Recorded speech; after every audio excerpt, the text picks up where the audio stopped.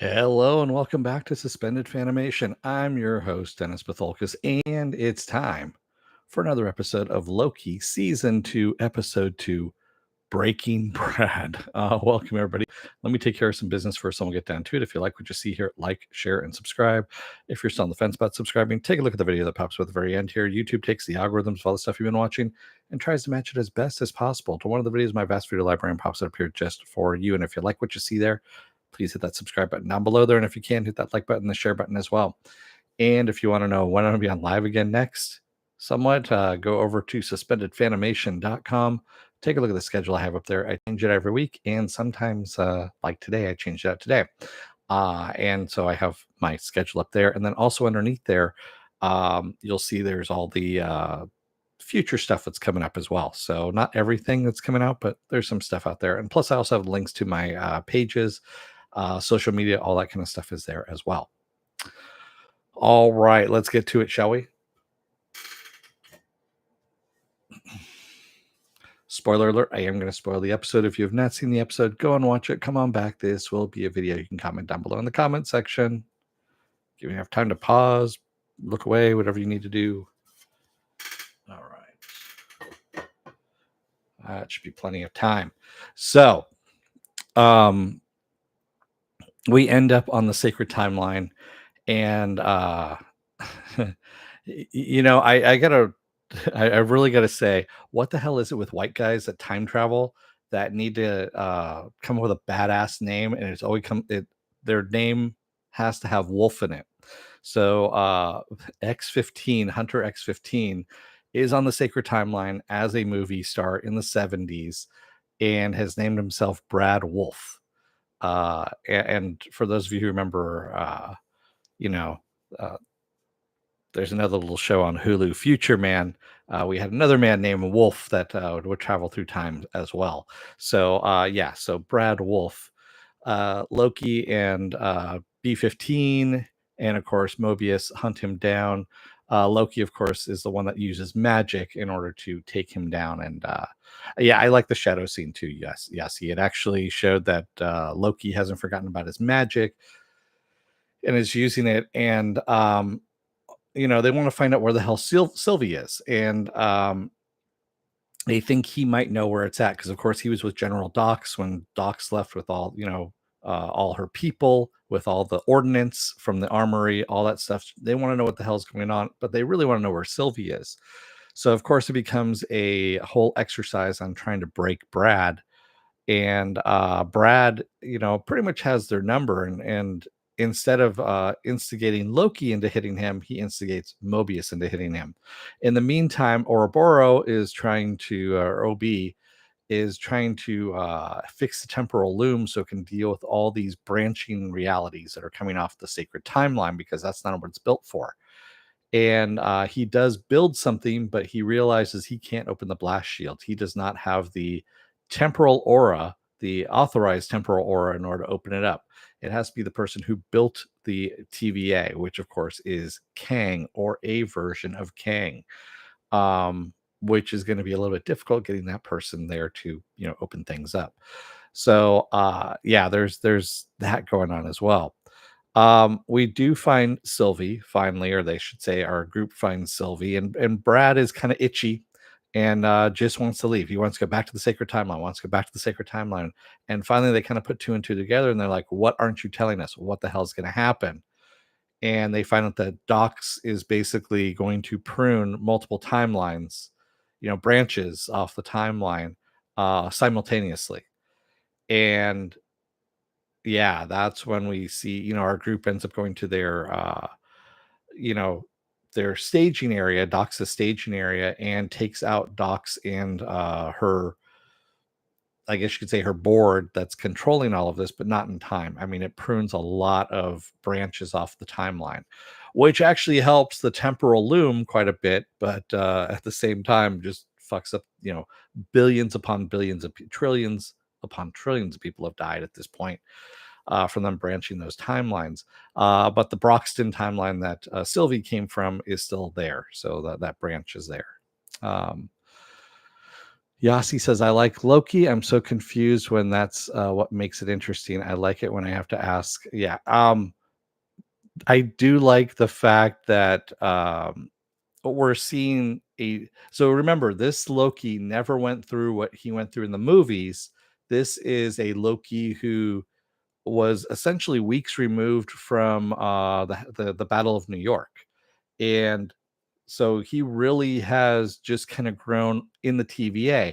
How long he's been in the TVA at this point, we don't really know because again, time does not travel linearly in isn't measured within the TVA. So he could be there for, a couple of months, he could be there for centuries. We really don't know. So um and we still have the mystery of why is Miss Minutes working with Ravonna and He Who Remains. What's going on with that? Because Miss Minutes is still MIA at this point, and Miss Minutes would be able to help open up the blast doors as well, but of course she's not available because she's working with Ravonna and Kang at this point. Um, and that's pretty much where we leave off on this episode. Uh, it doesn't move things along quite much. I'll just say that right now. And I do find it kind of interesting in outside of the series here. There's been a new development within Disney itself, or I should say within Marvel Studios, where they have decided. So Daredevil Born Again, right? The scripts were in, they were getting ready to shoot, and of course the strikes happened. And now they've shit canned the entire season of scripts. They've fired all the writers for Daredevil Born Again, and they're going back to the drawing board on this. And what they're doing is from the rumors is that Daredevil does not go in, Matt Murdock does not go into costume, the Daredevil costume, into episode 4 in Daredevil Born Again the way it was. So it was more of a comedy in a way, which are courtroom procedurals, what they were saying. So and a jokey courtroom procedural at that. So now the word is that Marvel is TV is shifting back to a TV centric way of handling episodes. They're not doing shooting a movie anymore. They're not working without a showrunner because before the head writer was pretty much the one that was kind of wrangling the storyline, but there really wasn't a person in charge per se. But now they're actually going back to the way TV series normally shoot stuff, which I don't know what that holds for the rest of the Marvel TV universe, but I think with this series, we're seeing the end of that. And that is why we're kind of getting a little bit of uh, choppiness, I guess you can say, in this season. I mean, this is not as streamlined as season 1 was. Season 1 had a bit more streamlining to it. Season 2 here, for me, even though we're only in episode 2, remember it's only 6 episodes, it seems really choppy. And I can see might be the reason why, is because we don't have a set storyline. And this was done last year, I believe, is when it was finished. So yeah, yeah. Yeah, I love She-Hulk, and the only reason why She-Hulk worked was because they rehired Jessica Gao, who was the head writer for She-Hulk, to come back in after everything was shot to put things in order that were already shot to make sense of the storyline. And if you thought about it, if we actually put her in as the showrunner to begin with She-Hulk, we could have gotten we would have gotten even a better show than what we got. We got a great show out of She-Hulk, I have to admit, but it could have been better, considering that I've seen what Jessica Gao can do, and I know she's, she could have handled that a bit better. Yasi says, I love this identity crisis theme for a Loki show. Goes really well with the timeline crisis. I just feel that it seems like every episode now is going to feel like it has a different showrunner going on, because you have a different writer who is. It's almost like if you're reading a comic book and you have a different writer for every comic book, for every issue.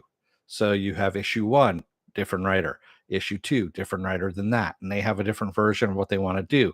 See, episode, issue 3 has a different writer than the first two writers. They have their own version of what they want to do.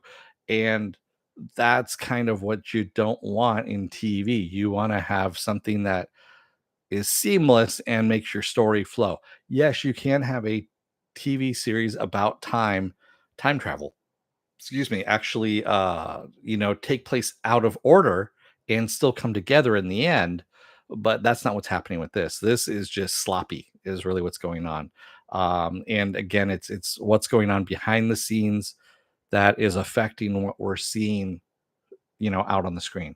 Is what's going on here. CBM says the episodes are good, but it does feel like we just popped into the episode. But that was a lot of yeah. There's stuff that's missing. I understand, and I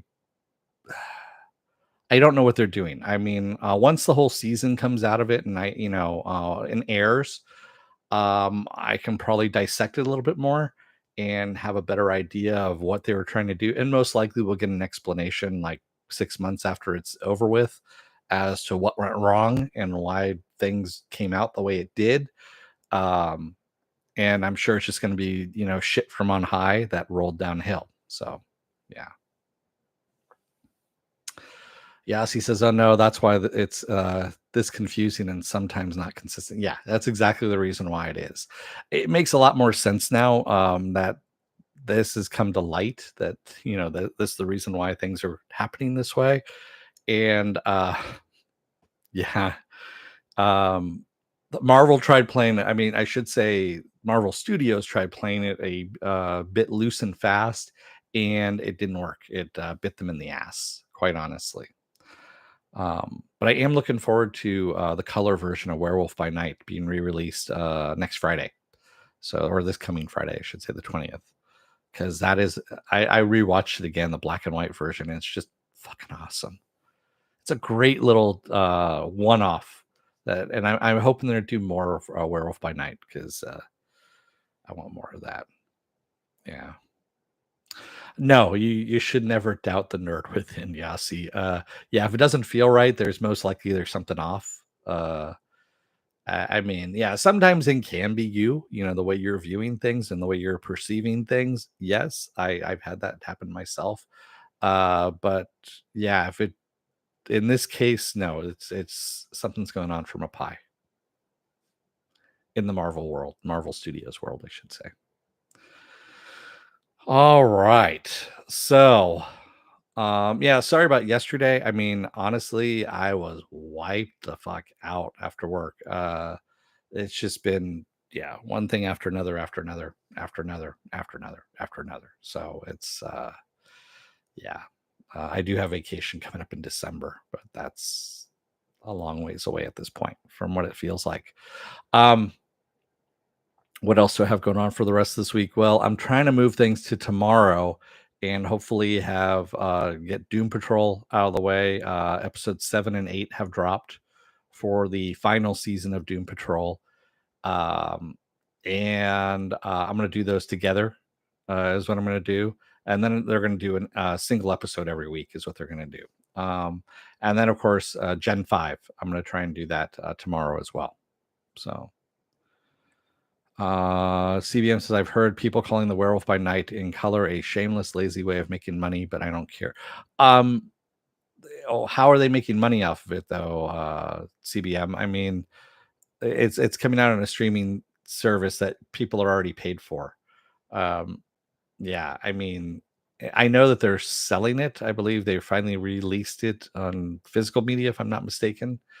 And I'm thinking about buying it because, yeah. What was I right about, Yasi? I don't remember. I honestly, I don't go back and rewatch my videos.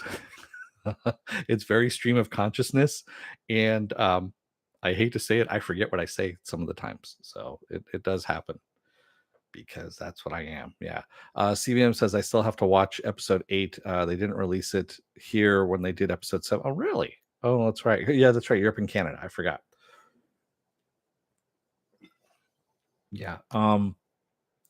I'll say this: episode 8 is batshit crazier than episode 7. Episode 7's pretty crazy, but episode 8 is whew, wow. Yeah. Oh, okay. Yeah. Yeah, I could see where Filoni was going with things there, Yasi. Like I said, I am pretty much on the same wavelength as Dave Filoni is. I love all his stuff. I know where he's going. I know that he is staying true to the original trilogy, but he's also kind of shoehorning in enough stuff so that the new trilogy makes sense as well. So, um, CBM says I think it has to air on CTV cable before they release it on streaming. Oh, that's a shame. That really is. Yeah. Um. Ooh, that's kind of weird. I just noticed there's something weird on my table, so I was just like, "What the hell is that?" You know, um, some white dust. I don't know, not from nothing like that. Um, yeah. So I'll be covering that tomorrow. Yeah. Yeah. A lot of people love Filoni's mystical Star Wars. A lot of people don't, though, too. So it kind of falls into both camps. I understand. So, but yeah, that's all I got for you. Um, what else do I have going on? Like I said, I already told you what's going on tomorrow. Um, Monday and Tuesday I'll be off. Wednesday I'll be off as well. So Monday, Tuesday, Wednesday I'll be off. I'm gonna try and shoot for Doom Patrol on Thursday. Is what I'm gonna try and do. And then Friday should be Loki, hopefully. If I'm doing Loki, it most likely be in the morning for Loki. And the reason for that is I've got something going on that day. So I will be doing Gen V tomorrow. Yasi. Gen V I'll be doing tomorrow. Yeah. Dust from his dark. Yeah, it might be dust from his dark material. I don't know. I have no desire to watch that last season of his Dark Materials. I don't know why. It's just like, nah. I know it's out there, and I know it was made, but it was so boring. I mean, it just took, and I would fall asleep during episodes. So yeah, so that's why I stopped covering it. It just was really boring and just preachy as shit. Um, I understand the guy was really high into religion and all that stuff, but yeah, dude, it was way too much for me at that point. So, yeah. Oh, by the way, I'm just going to point out a couple things that are new behind me here. So, my chopper finally came in. My Black Series chopper finally came in over there. This little guy right here is actually a light up bottle of poison from Disneyland, is what that is. It goes along with the Mickey Cube. And by the way, Cheryl, that's not yours. I've got yours right here. I haven't sent it out yet. Yeah. I haven't sent anything out as of yet. Oh yeah, and by the way, up here is the poison cup from Disneyland as well. I got a couple things when I was down at Disneyland. So not a lot of things. I didn't go crazy down there. I could have, but I didn't. Um, oh yeah, and then also there's a new Sabine that's over here as well, along with a Loth cat. I forgot that was the other thing over here. So adding a few things here and there into the background every now and then, moving things around and whatnot, making things a little more visible over here. I spread some stuff out. But anyway, not to bore you with the background. Yasi says, I like the score of his Dark Material and the Demons, but the pace was lost mid-season. Yeah, exactly. The Loth cat is right there. It's a very tiny Loth cat. Right there. It's actually facing you. Is what's going on. I actually kicked myself. Um, Disneyland no longer sells the stuffed Loth cat. They used to at Galaxy's Edge. I saw it. I picked it up. I held it at one point. I looked at it and I was like, eh. I'm not going to spend $40 on this. And now they don't have it anymore. There's no place to be found, nothing like that. And yeah, that was my own fault on that.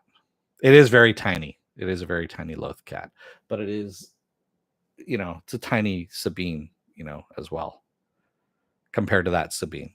That's the Black Series Sabine. That's the vintage series, what they call it, Sabine. Comes on a bubble card and all that stuff. And I ripped open the bubble card. Yes, I did. Because I am that type of person. And that's Nick Fury right there from the Marvels, the McDonald's thing. I've got a Captain Marvel actually that I'll be giving away for the Marvels when I review the Marvels, which yes, I'm going to go and see. I've got my tickets already for the Marvels. So, with that said, I'm going to let you guys go for the night. Thank you to everybody who joined me tonight in the chat. And thank you if you made it this far in the video. If you're still on the fence about subscribing, take a look at the video that pops up at the very end here. YouTube takes the algorithms of all the stuff you've been watching and tries to match it as best as possible to one of the videos in my vast video library and pops it up here just for you. And if you like what you see there, please hit that subscribe button down below there. And if you can, hit that like button and the share button as well. And if you want to know when I'm going to be on live again next, go over to suspendedfanimation.com. Take a look at the schedule I have up there. I change it every week. Also, I have all the links to my social media, all the links to my pages there as well. Yasi says, in Loki, I also like the battle scene where they all entered the other timeline. Oh, yeah. The staging area for Doc's. Yeah. That was actually pretty good. They did a good job. I mean, they've pumped more money into this production of season 2 than they did the first season. And of course you're going to, because it's one of your more high profile series that's out there that's promoting Marvel right now, when you really don't have a large Marvel movie coming out. I don't consider the Marvels to be a large Marvel movie, even though they've spent I think they said this is the least amount they've spent on a Marvel movie for the Marvels, if I'm not mistaken. But yeah, this one is yeah. We'll see what happens. We'll see what happens with it. I'm hoping they get a little bit smarter with not just the way they're spending their money, but also just the way they're putting together their stories. Secret Invasion was just dog shit. I mean, it was a horrible show, and really should have it could have been done in an hour, and you could have had that entire series done. That could have been a one shot like Werewolf by Night, and you could have just done a Secret Invasion and go, here's what's happening, with Nick Fury. One shot, boom, done, over with. And you wouldn't have had to spend $212 million on what we got.